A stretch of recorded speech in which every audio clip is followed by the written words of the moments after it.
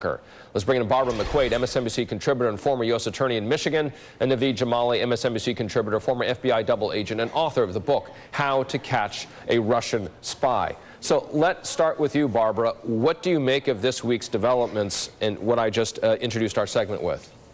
Well, there are a number of search warrants that were revealed in the Manafort case that are really interesting. I mean, one is this storage locker. There's a motion to suppress that evidence, and that'll get litigated. We'll see. Apparently, in a storage locker, they found lots of business documents that could be very interesting and of value in the case. And there was also the search warrant for 5 phones that was disclosed as well.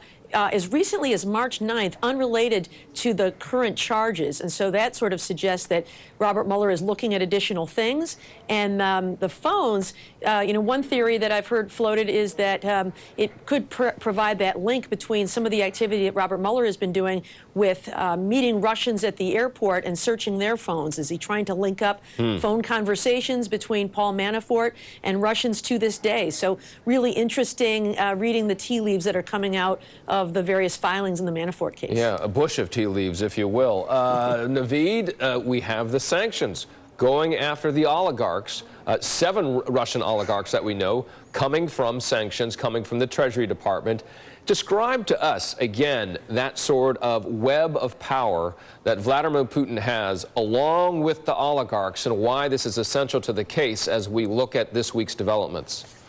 Well, that's right. I mean, I think a web is the right way to describe it. The problem with all of this, Richard, is that in a normal course of action, normal times, this would mean something. The problem today is not the lack of sanctions or the lack of going after individuals or even the Mueller investigation, but rather it's a lack of policy towards Russia, something that would have to come from the White House.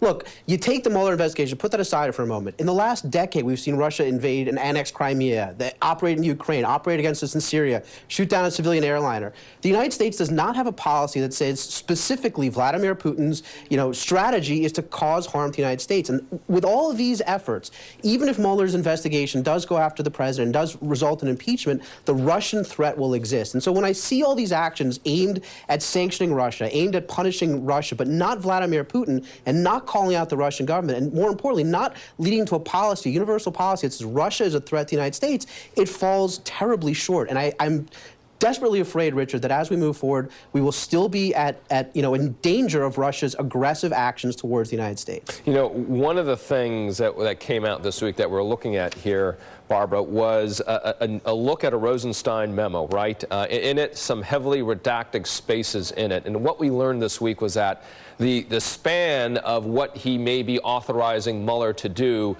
is large and wider than what we may have thought initially Rosenstein had asked for. Yeah, that memo is really interesting. Of course, it was filed in response to this motion by Manafort's lawyers arguing that the special counsel has exceeded his powers, that he's kind of, gone off rogue and he's investigating far more than his mandate, especially with regard to the acting as an agent of a foreign power of Ukraine and financial fraud. But if you look at that directive, a memo written by Rod Rosenstein in August, he lists the things that Robert Mueller is allowed to investigate. And one of the most interesting things is what is redacted. It did include the things that Manafort is charged with, so I think should respond favorably to any court's concern there. But more than a page is redacted, and so I'd love to see what's behind those redactions, because no doubt it lists other specific allegations and targets and people that Robert Mueller is authorized to investigate. Yeah, I'm just looking at it again here. I mean, the amount that is redacted that has the big black boxes on it, as the two of you have seen, is probably, I don't know, what, 60, 70% of what that entire memo had. Naveed,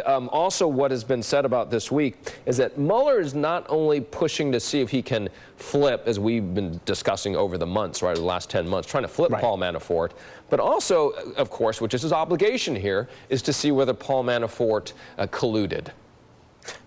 And, I have to laugh that Paul Manafort, just every week, it's a new charge against him. I don't really understand what he's doing, but you're absolutely right, Richard. I think Mueller is pushing very hard. He's been very successful, I think, to date in terms of getting people to flip, and that's probably the best way to build a case against wherever he's going. It's what Paul Manafort must know must be of incredible intrigue to Bob Mueller, and I think, as I'm sure Barbara will say, that Mueller would probably go into the interview knowing things already and just looking for Paul Manafort to confirm them. So I think Paul Manafort is really up the creek here, so to speak. Yeah, you know, Barbara, it's that old game, Rock'em Sock'em Robots, and body blow, right? And this is certainly what it appears that Manafort is receiving.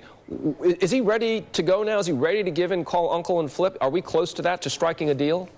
I don't know. He has not given any indication that he will ever strike a deal. So hard to say. But, you know, as that trial date approaches, his first trial is scheduled for July, you know, you could see some things. So until that date approaches, there's really no reason for him to crack. He's got these motions. He can argue these motions. If he can get part of the case thrown out, maybe that makes his situation a little bit brighter. But as that July date approaches, there could still be movement. All right, we'll leave it there. Barbara McQuaid, Naveed Jamali, thank you. Thanks, Richard.